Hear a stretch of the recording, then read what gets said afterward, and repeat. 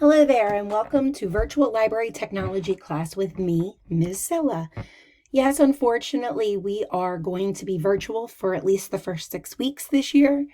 So I'm going to share with you now a little bit about what you can expect when you come to Virtual Library Technology class.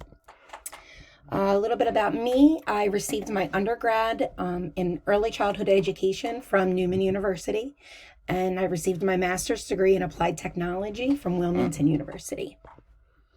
I live in Pennsylvania, but don't worry, I'm not too far from school.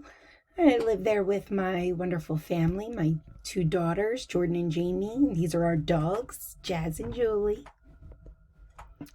Couple other things, just some of my favorites. I love technology, giraffes, basketball, the color blue, pizza, steak, and crabs are my favorite food. I love all kinds of music. I love bridges, fishing, tinkering and making things, and arts and crafts. So this, for the beginning of the year while we're virtual, for library technology, you will be rotating weekly through exploratories. So 1 week you'll be all with me, 1 week you'll be all with PE, 1 week you'll be all with art, and 1 week you'll have all music. Your teacher will let you know what you have that week.